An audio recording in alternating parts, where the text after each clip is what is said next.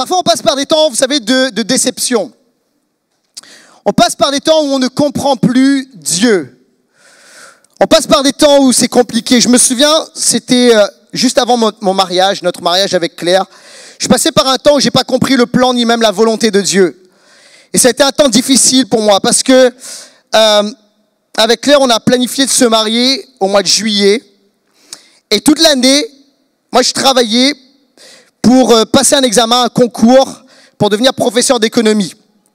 Claire, de son côté, passait un concours pour être professeur des écoles et on a travaillé dur toute l'année. Claire a réussi son concours et moi, je passe l'examen et j'ai les résultats. On est au mois de mai et ce qui tombe, c'est que j'ai pas réussi le concours. Et là, c'est compliqué parce que tout se chamboule dans ma tête. Je me dis, Seigneur, dans 1 mois et demi, on se marie. Comment est-ce qu'on va faire financièrement ? Comment est-ce qu'on va vivre, comment est-ce qu'on va survivre. Et puis en fait, surtout dans ces moments-là, tu sais, quand tu t'es investi, tu dis, Seigneur, mais j'ai pas compris. J'avais l'impression que c'était un oui, que tu m'as dit, vas-y, prépare-toi, et je me suis investi, mais je comprends pas pourquoi je l'ai pas réussi alors que j'ai tout fait pour réussir. Et je suis passé à très peu. Et je suis passé par un moment de doute, un moment de questionnement, un moment de déception. Mais la bonne nouvelle, et c'est la fin de l'histoire, c'est que j'ai vu la fidélité de Dieu. Et en espace d'1 mois, Dieu a pourvu en un travail. Et il m'a donné, vous savez, le travail parfaitement taillé pour moi. J'ai repassé un concours, je m'attendais pas à cela. Et en fait, ce boulot était juste impeccable.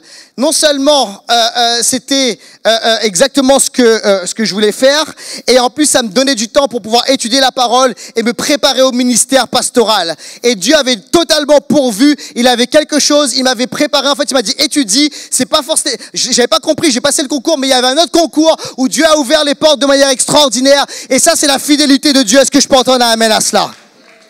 Et on passe quand même par des moments de doute. Et peut-être que pas toi, mais peut-être que tu connais quelqu'un qui connaît quelqu'un qui connaît quelqu'un qui passe par des moments de doute et de déception par rapport à la volonté de Dieu. Il y a des personnes ici, tu as placé ta confiance en Dieu. Tu as cru en Dieu pour de grandes choses, pour des projets, pour des plans. Puis tu t'es investi.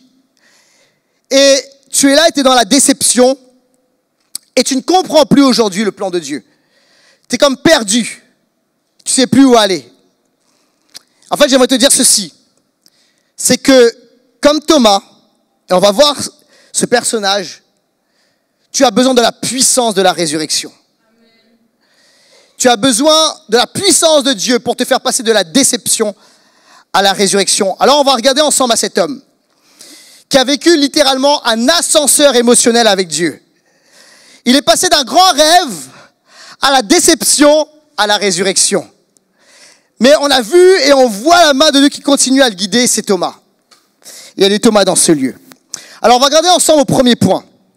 On va ouvrir l'histoire de Thomas. Et on va commencer avec le rêve de Thomas. Thomas a un rêve. En fait, Thomas a un rêve qui est noble, mais il a un problème. Et c'est un problème de mentalité et un problème de méthode. Et on va regarder ça ensemble.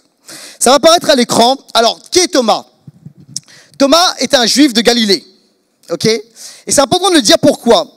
Parce qu'il a grandi dans la foi juive, ça c'est la première chose. Mais autre chose, c'est que comme tous les juifs de son époque, il est dans l'attente du Messie. Il a lu les écrits de l'Ancien Testament, les prophètes, etc. Et la Bible annonce dans les écrits hébraïques qu'il y a un Messie qui doit venir, ok? Et ce Messie va venir libérer son peuple. Le truc, c'est que comme la plupart des gens de son époque, ils attendent un Messie politique et un Messie qui sera militaire pour les libérer. Ok? Celui qui va rétablir le trône de David, celui qui va délivrer Israël de ses ennemis, celui qui va libérer Israël, notamment de l'envahisseur romain qui occupait le territoire à ce moment-là. Ok? Et il y a une conception non seulement du Messie, mais aussi du royaume de Dieu, qui est très politique et très militaire, mais quelque chose qui est aussi très concret. Ok? Alors, ça c'est Thomas et sa conception du Messie. Ensuite, on va un peu plus loin. Thomas a été recruté en tant que disciple de Jésus. Quand je dis recruté, Jésus l'a choisi, il l'a appelé. Et il est devenu un des disciples de Jésus. Alors ça, c'est extraordinaire. Parce que Thomas voit Jésus, il a commencé à voir Jésus accomplir de grandes choses, guérir les malades, faire des miracles qu'on n'avait jamais vus auparavant. Et en fait, Thomas dit, c'est lui le Messie. Ok ? Et essayez d'imaginer pour un juif qui a grandi dans cette attente du Messie, Jésus le prend dans cette équipe, une équipe restreinte, il fait partie de la team Jésus. C'est extraordinaire. J'imagine Thomas, vous savez, la maman juive aussi, très contente. Mon fils fait partie de l'équipe de Jésus. Ok, alors il y a une grande joie, il y a une attente, il est heureux, etc. Et c'est quelque chose qui est extraordinaire. On lit ensemble Matthieu chapitre 10, versets 2 et 3. Voici le nom des 12 apôtres et l'équipe qui est avec Jésus. Le premier, Simon, appelé Pierre, et André son frère, Jacques, fils de Zébédée, Jean son frère, Philippe et Barthélemy, Thomas, Matthieu le collecteur d'impôts, etc., etc. On lit également dans Marc au chapitre 3, versets 16 à 18, le nom de Thomas revient. Voici les 12 qu'il établit, Simon qu'il appela Pierre, Jacques fils de Zébédée, Jean frère de Jacques, auquel il donna le nom de Boanerges, ce qui signifie fils du tonnerre. André, Philippe, Barthélemy, Matthieu, Thomas, dites avec moi Thomas. Donc Thomas fait partie de cette équipe de 12, ok ? Il fait partie de cela. Alors, premièrement, c'est un juif, il attend le Messie, un Messie politique et militaire. Il est inclus dans l'équipe du Messie, c'est extraordinaire, c'est génial pour lui. Il est en train de vivre son rêve, d'accord ? C'est top, quoi. Alors on voit Thomas qui est aussi très déterminé, ça apparaît à l'écran. Thomas, c'est un gars, comme on dit aujourd'hui, qui est déter. Ok ? Il est très déterminé. Et en fait, on voit ça dans l'évangile de Jean, au chapitre 11. Je vais vous expliquer ça. Dans l'évangile de Jean, on voit Thomas qui est hyper déterminé à vivre le rêve, quoi. C'est-à-dire de libérer Israël, de faire partie de cette équipe, de l'équipe de Jésus. Je donne un peu le contexte. Alors, Jésus s'apprête à partir pour Béthanie. Il a entendu que Lazare est mort. Et il va en direction de Béthanie, là où se trouve Lazare et sa famille, pour vivre la résurrection de Lazare. C'est extraordinaire, ok ? Mais on dit à Jésus, et Jésus, attention, attention, attention. On prévient Jésus parce que il y a des menaces sur Jésus. On cherche à le tuer. Alors les disciples lui disent, attention, Rabbi, tout récemment, les Juifs cherchent à te tuer, à te lapider. On voit ça dans Jean, chapitre 11, verset 8. Ok ? Alors, ils cherchent à tuer Jésus. Et là, c'est important. Vous avez le contexte. On lit maintenant Jean, chapitre 11, verset 14 à 16. Jésus leur dit ouvertement, Lazare est mort. Et à cause de vous, afin que vous croyiez, je me réjouis de ce que je n'étais pas là. Mais allons vers lui. D'accord ? Donc, il dit, il va faire quelque chose de grand. Et là, il l'annonce. Là-dessus, Thomas, appelé Didyme, ça veut dire jumeau, dit aux autres disciples, allons-y nous aussi, afin de mourir avec lui. Alors, pourquoi est-ce qu'il dit ça ? Parce que il a entendu, attention Jésus, n'y va pas. Les disciples lui disent, attention Jésus, n'y va pas, c'est dangereux. Ça va être compliqué, on cherche à te tuer. Et Thomas dit ceci, il dit, non, on va y aller. Et on est prêt à mourir pour toi, Jésus. On est prêt. Non, moi, je suis là pour ça. Je suis là pour cette aventure, ok ? On est là pour prendre le territoire. On est là pour renverser le gouvernement romain qui est là actuellement. Moi, je suis là pour ça. On est prêt à mourir pour toi. Il est prêt à mourir pour son rêve. Est-ce que vous êtes là ou pas, Église ? Ok ? C'est un gars qui est hyper déterminé. Alors, en fait, Thomas, c'est mon point. C'est quelqu'un qui a un beau rêve. Son rêve est noble. Ok ? Il est prêt à donner sa vie pour le Messie. Et en fait, même c'est prophétique parce que c'est ce qu'il va vivre. En fait, la vie de Thomas, c'est quoi ? Il va donner sa vie en tant que martyr pour l'évangile jusqu'en Inde. Donc quand il dit, moi je suis prêt à donner ma vie pour toi, il capte quelque chose qui est prophétique. Quelque chose qui est réel, que Dieu a vraiment pourvu et prévu pour lui. Ok ? Le problème, c'est quoi ici avec Thomas ? C'est qu'il a un rêve qui vient de Dieu, mais il n'a pas la méthode et il n'a pas la mentalité de Dieu qui va avec. Parce que son intelligence, sa mentalité a été façonnée parce qu'il a pu entendre jeune. Et la mentalité qu'il a, c'est une mentalité d'empire. Jésus ne vient pas avec la mentalité d'empire, il vient avec la mentalité royaume. Est-ce que vous êtes avec moi ou pas ? La mentalité d'empire, c'est quoi ? C'est que on va établir le royaume de Dieu. Comment ? Par la force, par la vengeance, par le contrôle, par tout ça, les amis. Et Thomas dit, c'est comme ça que le Messie doit venir. C'est un guerrier, un militaire, c'est quelqu'un, un leader politique. Et on va prendre le pouvoir de cette manière. Et en fait, humainement, c'est tout à fait logique. Lorsqu'on veut établir un royaume sur terre, qu'est-ce qui se passe? Il faut un leader politique, il faut quelqu'un d'influent, il faut quelqu'un parfois qui va, et on est dans des temps de conflit actuellement, quelqu'un qui va dire on va prendre les armes, on va être guerrier, etc. Et puis on va y aller avec l'armée, et on va y aller avec des conflits militaires. Mais en fait, il n'a pas compris que le royaume de Dieu ne s'incarne pas de cette manière. Il a le bon projet, ok? C'est le Messie qui vient, mais il ne comprend pas que le royaume, c'est pas l'empire. Le royaume, c'est quoi? C'est servir. Et les amis, écoutez bien ceci, c'est très important. Il y a des gens ici, vous avez capté le rêve de Dieu. Mais le problème, c'est la mentalité. Il y a des gens ici, vous avez, ou tu as, un rêve qui est noble. Servir Dieu, servir ta famille, un projet pour ta famille, pour ton mariage, un rêve professionnel, un projet, que sais-je. Et c'était quelque chose de noble, de beau, d'extraordinaire. Mais le problème, c'est quoi? C'est la mentalité et la méthode. Parce qu'en fait, la mentalité du royaume, c'est totalement différent. Vous savez comment est-ce qu'on vit son rêve dans le royaume de Dieu? On vit le rêve de Dieu, vous savez comment? En oubliant son rêve et en servant les autres. Et trop souvent, vous savez, dans l'église et en dehors de ça, je dis, il faut poursuivre ton rêve, poursuivre ton rêve, poursuivre ton rêve. Je veux dire ceci, on vit le rêve de Dieu et le projet de Dieu comment? Lorsqu'on oublie son rêve. Et on commence à servir les autres, à s'investir dans les autres. Et là, vous savez quoi? C'est le projet du royaume. Alors, Thomas, c'est ça, c'est qu'il a un rêve. Et c'est la première chose qu'il faut noter au sujet de Thomas. Il a un rêve qui vient de Dieu, mais il n'a pas la bonne mentalité. Mais il est déterminé, il veut y aller, il est chaud. D'accord? On va un peu plus loin. Est-ce que vous êtes toujours avec moi? Ok. Deuxièmement, la déception de Thomas. Alors, il est dans l'équipe de Jésus, il est motivé, mais il va vivre un grand temps de déception. Et on va essayer de comprendre pourquoi. Et on va regarder bien ensemble la parole. Alors, après la résurrection de Lazare, après cette résurrection, il y a un momentum. C'est-à-dire qu'en fait, le ministère de Jésus est vraiment en haut. Il y a quelque chose de culminant. Ok?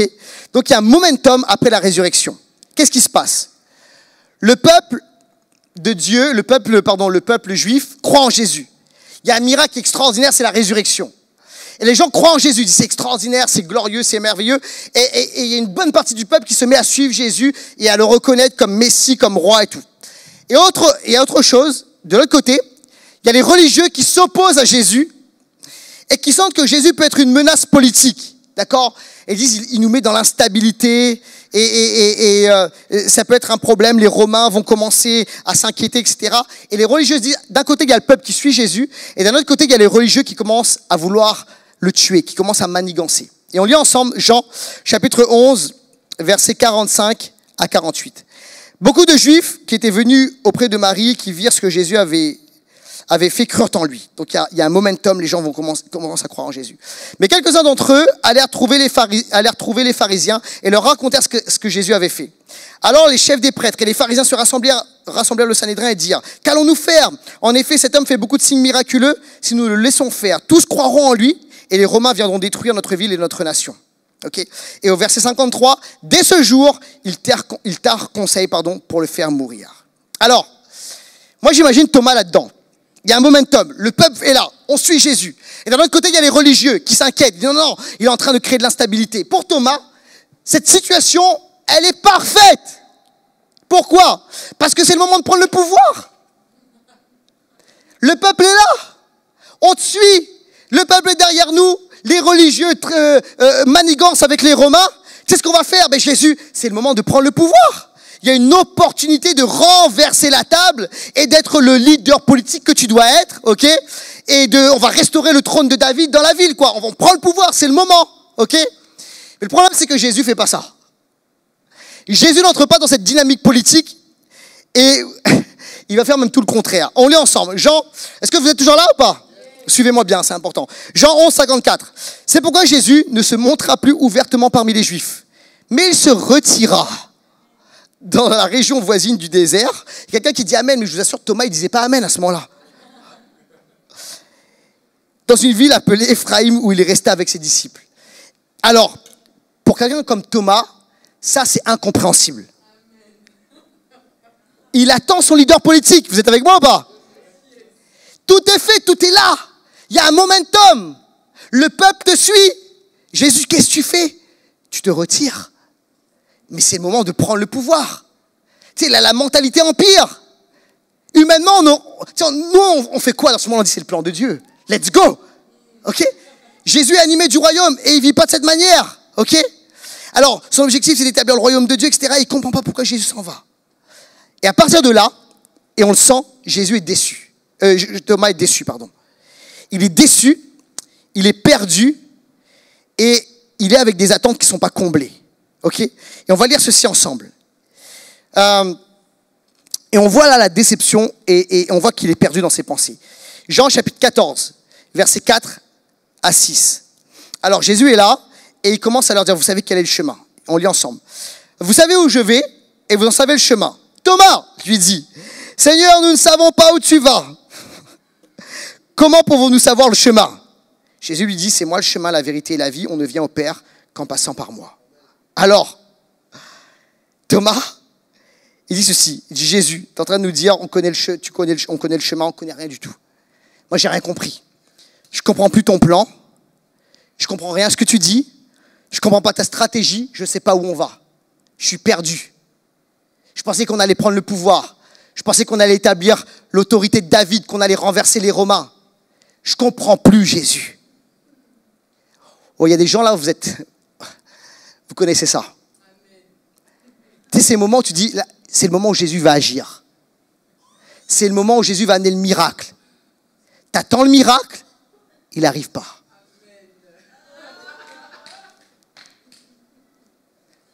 Tu attends la délivrance, elle n'est pas là. Et en fait, on est là dans la louange. Jésus, tu es le chemin, la vérité, la vie, etc. Tu vois les gens qui lèvent la main, etc. Tu vois les plus charismatiques avec qui dansent, etc. Et toi, tu es là, tu te dis, pourquoi je comprends rien? Moi, ma vie, là, Jésus, je comprends rien. Je suis perdu. Où est Jésus? Il est au fond du trou. Il ne comprend pas le plan de Dieu. Il ne comprend pas le projet de Dieu. La vérité, c'est qu'il y a plein de gens qui sont dans cette situation. Des fois, on n'ose pas le dire. Thomas ose le dire. Il dit, Jésus, je ne comprends rien. Quel chemin? Où ça? Et Thomas, il va être vraiment au fond du trou. Vous savez quand est-ce qu'il va être au fond du trou? Parce que là, quand il dit, on ne comprend plus rien, il est perdu. Mais il y a un moment, tu sais, tu penses que ça ne peut pas être pire. Ben si, ça peut être encore pire. Parce que, il dit, bon, peut-être que Jésus, peut-être qu'on ne comprend plus, mais à un moment, il va prendre le pouvoir. Mais non, en fait, attends. Jésus meurt à la croix. Il meurt. On l'a vu, on a vu son corps. Il est mort. Ils l'ont attesté. Et en fait, Thomas, il est au fond du trou. Il touche le fond à ce moment-là. Et on lit la Bible. J'ai envie de dire ceci. Il touche le fond, mais il y a un mais. Il y a un mais. On lit la Bible. Est-ce que vous êtes là, Église? Jean 20, 24 à 25. Thomas, appelé Didyme, l'un des 12, n'était pas avec eux lorsque Jésus vint. Les autres disciples lui dirent donc, nous avons vu le Seigneur. Mais il leur dit, si je ne vois pas dans ses mains la marque des clous, et si je ne mets pas mon doigt, et si je ne mets pas ma main dans son côté, je ne croirai pas. Il est radical, il est honnête, il est vrai. Moi, j'aime les gens vrais. Vous savez, Dieu aime les gens vrais. Ok? Des fois, vous savez, on joue la religiosité. On joue la vie chrétienne. Non, tu as le droit d'être vrai devant Dieu et dire, j'en ai marre, je suis fatigué. Alors, il dit, non, moi, je ne croirai pas. Mais, j'aime ça. L'homme qui est déçu, qui est au fond du trou, il y a quand même un mais. Si je mets mon doigt dans les trous, si je mets ma main dans son côté, là peut-être. Son leader est mort. Son rêve est fini. Il est dans la plus grande déception. Il se dit le miracle ne va pas arriver. Mais vous savez ce qui se passe et c'est ce qui le sauve, Thomas. Il va, j'ai envie de dire, chercher au fond de lui-même le peu de foi qui lui reste. Parce qu'il lui reste encore un peu de foi. Et dire non, je ne croirai plus. Sauf. Il y a des gens ici, c'est comme si presque tu es prêt, tu n'es pas loin d'abandonner. Tu n'es pas loin de lâcher. de plus croire dans le miracle. Mais la parole que je t'adresse aujourd'hui, c'est quoi? C'est sauf. Peut-être, si Dieu, de venir puiser l'espérance, la foi. Je me souviens, c'est ce qui m'est arrivé en 2016. Je dis la vérité, en 2016, j'ai failli lâcher le ministère. C'est la première fois que ça m'est arrivé. J'avais dit, tout le monde n'est pas moi. J'ai vu des amis commencer le ministère de pasteur en même temps que moi, puis lâcher. J'ai vu des gens qui m'ont accompagné, des mentors, lâcher le ministère. J'ai vu des aigles, des gens, je lisais leurs livres, je regardais leurs prédications, etc. Puis je les ai vus tomber. Je dis, hey, jamais! Pas moi. Mais en 2016, je suis fatigué, on est en janvier 2016. Je suis fatigué, je suis déçu, je suis frustré, j'en peux plus. Fin 2015, j'ai fait qu'éteindre des feux. Tu comprends? Il y avait des feux dans l'église, il fallait les éteindre. Il y a des feux dans le leadership, il fallait les éteindre. Il a fallu faire en sorte qu'il n'y ait pas une division dans l'église, etc. J'ai l'impression que les problèmes s'abattaient. J'ai l'impression que, en fait, tous les problèmes qu'il pouvait y avoir dans une église, j'ai l'impression que, tu vois, tu sais, dans la Bible, quand il dit que Satan t'a criblé comme le froment. Tu sais, il te frappe, il te frappe, il te frappe. Il y a un problème qui est résolu, un autre problème qui arrive. Et fin 2015, on a surmonté ça. Mais je suis en 2016, je suis en janvier 2016, je dis, Dieu, je suis fatigué. J'ai éteint des feux, mais j'ai l'impression que l'église, elle avance pas. J'ai l'impression qu'il n'y a pas de progrès. J'ai l'impression qu'on ne vit pas ce qu'on devrait vivre. Alors Seigneur, je vais lâcher. Trouve quelqu'un d'autre. Trouve quelqu'un d'autre. Sauf, si tu fais quelque chose de vraiment significatif, qui change ma vie. Et cette prière, sauf, ça m'a sauvé. Ça a sauvé mon ministère. Parce que j'ai une réponse de Dieu. Dieu m'a dit, cherche mon cœur sérieusement dans la prière. J'ai cherché Dieu sérieusement dans la prière, plus que jamais. Et à ce moment-là, j'ai vécu un réveil spirituel personnel comme jamais auparavant. Et il y a eu un avant et un après avec la puissance du Saint-Esprit. On a commencé à avoir des miracles, des guérisons, des délivrances, des choses littéralement changées. Et en fait, vous savez, cet esprit de déception, d'abattement qui est en moi a été remplacé par l'esprit de résurrection. Alléluia. Vous savez pourquoi? Parce que j'ai dit, Dieu, je suis honnête avec toi, j'en peux plus. Sauf.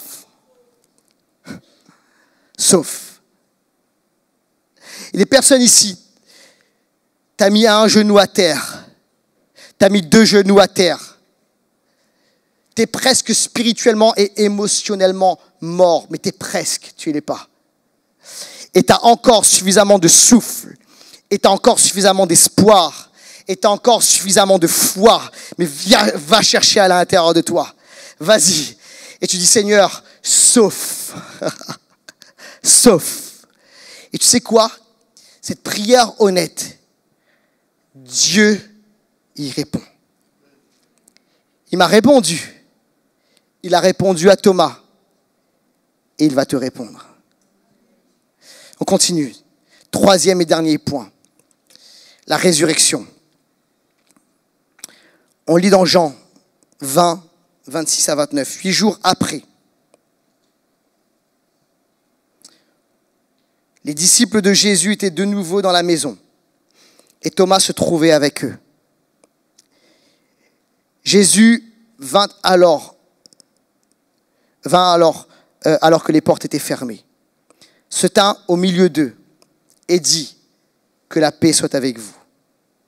Puis il dit à Thomas, en fait il dit ton nom.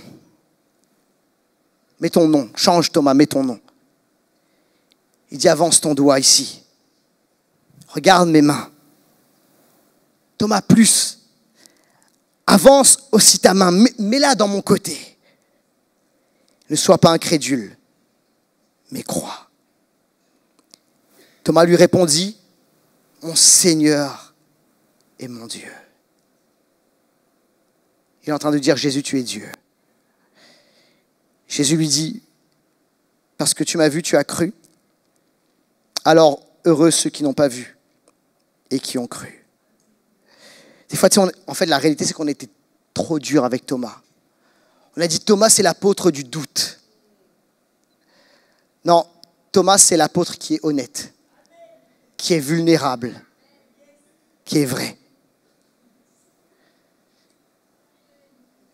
Mais Thomas avait besoin d'un shift dans sa mentalité, dans sa pensée. Et Thomas va faire quelque chose. Il va vivre une expérience. Et j'ai appelé l'équipe de louange à bien vouloir revenir. Il dit, je veux vivre une expérience. Je veux mettre mon côté, je veux toucher Jésus. Je veux toucher la résurrection. Mais regardez ce qui se passe. C'est que l'expérience de Thomas va amener une révélation plus grande de qui est Jésus. Thomas avait cette mentalité, cette pensée, le Messie, Jésus est le Messie. Mais il n'avait pas cette révélation de Jésus Dieu. Jésus, c'est un Messie humain, militaire. Mais alors que Thomas est en face du corps ressuscité de Jésus, qu'il expérimente la puissance de la résurrection, Thomas, à ce moment-là, a une révélation. Il n'a pas eu un cours de théologie, il a eu une révélation, les amis. Face à la résurrection, il y a une révélation. Et cette révélation, et c'est le premier à l'avoir dit de manière aussi claire, le premier apôtre, c'est pas l'apôtre du doute, c'est l'apôtre de la révélation. Et il a dit, mon Seigneur et mon Dieu. Il y a un shift qui s'opère. Et il comprend que Jésus n'opère plus seulement sur le plan terrestre et humain, mais Jésus opère sur le plan spirituel. Et il fait des œuvres qui nous dépassent. Et en fait, si humainement il fallait un messie militaire, un messie politique pour renverser l'Empire romain et pour délivrer le peuple, il comprend que spirituellement Dieu peut tout faire. Alléluia. Il y a des gens qui disent, ok, tant qu'il y a la vie, il y a de l'espoir. Avec Dieu, même lorsqu'il n'y a plus de vie, il y a de l'espoir. Il est le Dieu de la résurrection. Si c'est impossible à l'homme, c'est possible à Dieu. Rien n'est impossible à Dieu. Quelqu'un a dit amen à cela.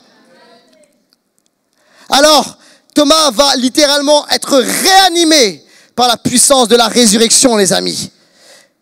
Et ça, c'est important. Mais Jésus va réajuster la mentalité de Thomas. Il va réajuster sa mentalité. Il va lui expliquer la Pâque. Il va lui expliquer le royaume. Il va lui dire, Thomas, ok, tu as cru parce que tu as vu. C'est bien. C'est pas mal. Mais maintenant, il y a un autre niveau de foi. Thomas. C'est en fait lorsqu'on ne voit pas, lorsqu'on ne comprend pas. Lorsque c'est pas visible à l'œil pour un humain.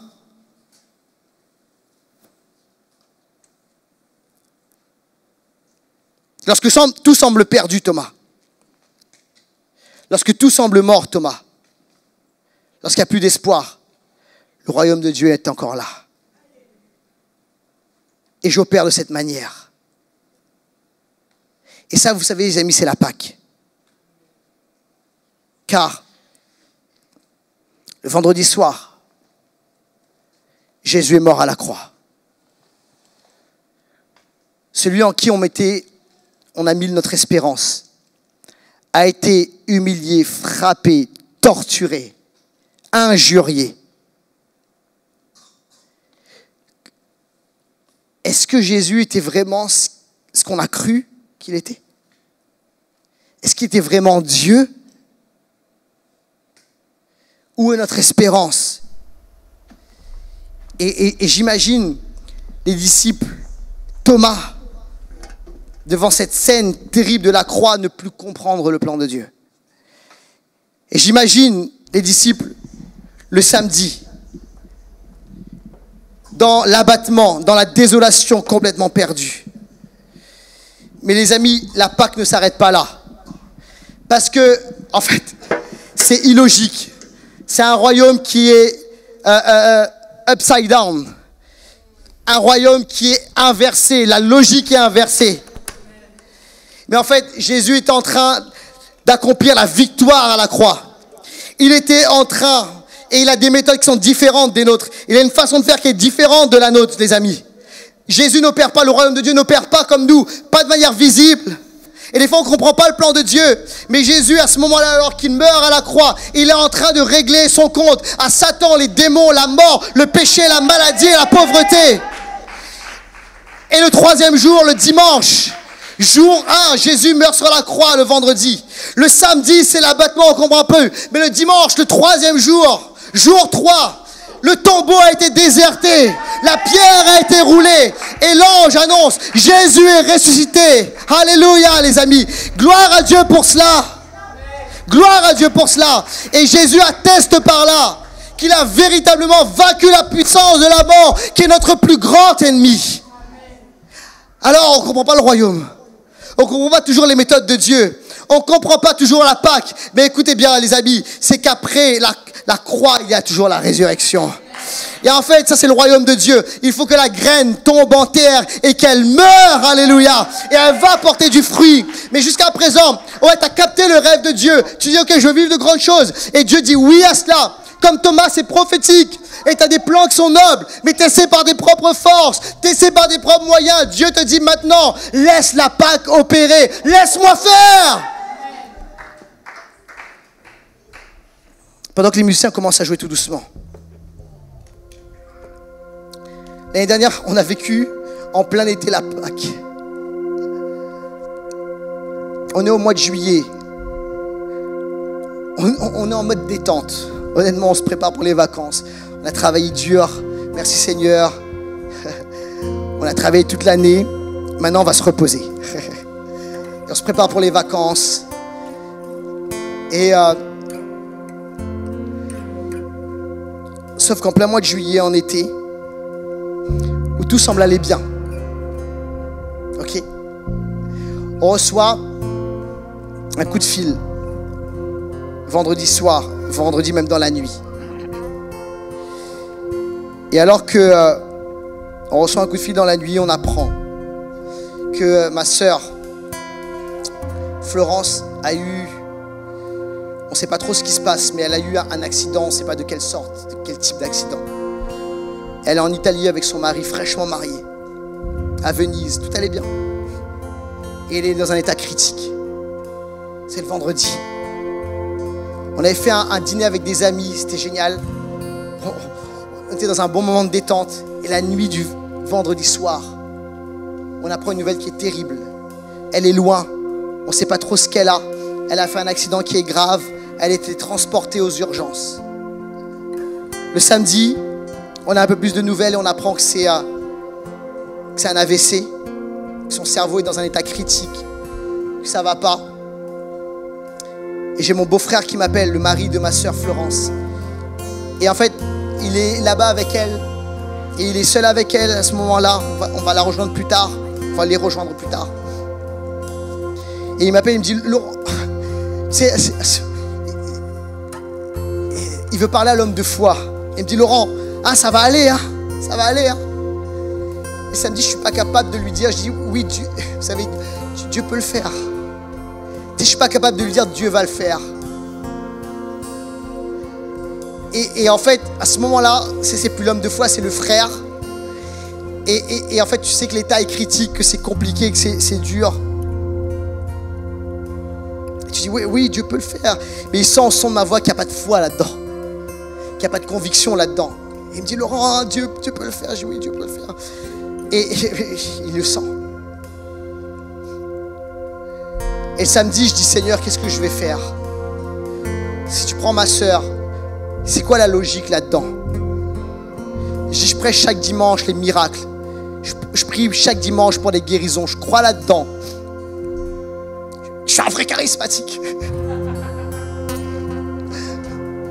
Là, c'est quoi le sens là-dedans? Elle est toute jeune, elle vient de se marier. C'est quoi le sens? Je dis, Seigneur, je ne sais pas si je serai capable de parler de ça à nouveau. Dieu qui guérit, je ne sais pas si je suis capable de le faire. Si ma sœur s'en va, je ne suis pas capable. Je ne serai plus capable, Seigneur. Je ne sais pas. C'est vendredi soir. On apprend la nouvelle. C'était notre crucifixion. On a vécu notre samedi dans le doute. Mais le dimanche, il y a un truc qui se passe. Parce que je finis la journée du samedi dans la nuit, je dis, Seigneur, tu sais, je viens chercher le peu de foi qu'il y a en moi. C'est à ce moment-là, je vais le chercher. Et je dis, Seigneur, peu importe ce qui se passe, Je continuerai à prêcher que tu guéris, que tu es fidèle, que tu es bon, etc. Et en fait, je combats avec ça. Mais je dis, Seigneur, je le ferai. Je ne te lâcherai pas. Je t'ai promis, je te servirai toute ma vie, Seigneur, je vais le faire. Et dimanche matin, je me lève avec une conviction. Je me lève avec une résurrection intérieure. Et je me lève le matin et je dis, je suis convaincu qu'elle sera guérie. J'appelle mon beau-frère. Je lui dis, Vincent, Dieu va la guérir. Dieu va la guérir. Dieu va la guérir. Et en fait, Dieu m'a donné cette conviction. Sauf que le dimanche après-midi, on est là avec l'église. On a un coup de fil de mon père mes parents sont vite partis en Italie, à Venise. On a un coup de fil de mes parents. Ils me disent, son état, en fait, ne s'améliore pas et ça devient même plus critique. Ça fuit, il y a des fuites de sang partout dans son cerveau, c'est compliqué. Et elle passe au bloc là, elle est réopérée.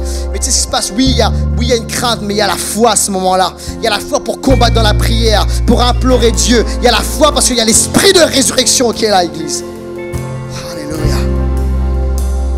Dieu la relève. Et je vous passe tous les détails. Dieu la relève. Dieu la guérit, Dieu la restaure. Et on a vécu miracle après miracle. On avait vécu, vous savez quoi? C'était des résurrections sur résurrections. Dieu la guérit. Et en fait, il y avait tout humainement parlant. Quand on est arrivé en Italie, on a vu les médecins qui étaient des gens extraordinaires et je les bénis. Mais ils ne comprenaient pas parce qu'ils ne nous voyaient pas abattus.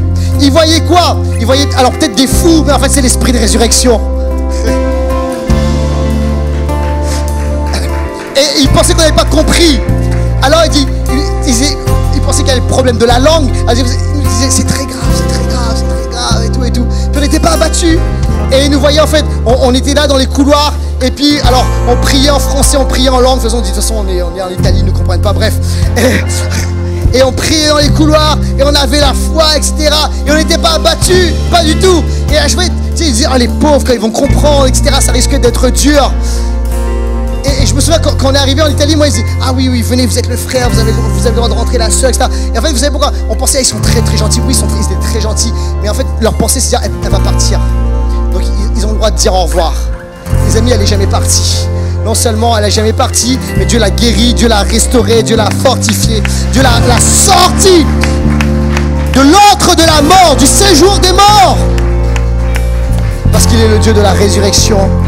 Des gens ici, vous vivez un vendredi, vous vivez un samedi, mais il y a un dimanche. C'est le dimanche de la résurrection. Jésus est véritablement ressuscité. Et la résurrection c'est pas une théologie juste, c'est pas un dogme joli, c'est un dogme, c'est une théologie, mais c'est pas juste ça. C'est une réalité dans la vie des gens. Et en fait, il est possible de vivre cette résurrection, les amis. Et la puissance, l'esprit de résurrection qui a sorti Jésus d'entre les morts, cette puissance peut te traverser, Église. Elle peut te traverser là où tu es. Jeune homme, jeune fille, monsieur, madame. La puissance de la résurrection peut guérir ton corps malade, peut te redonner l'espoir, peut reconstruire ta famille, peut redonner la vie. La puissance, Zoé, la vie abondante de Dieu, elle est là et elle est disponible. Quelqu'un dit amen à cela. Nous prêchons un Dieu de résurrection, un Dieu qui est vivant et qui est vrai. Quelqu'un dit amen à cela.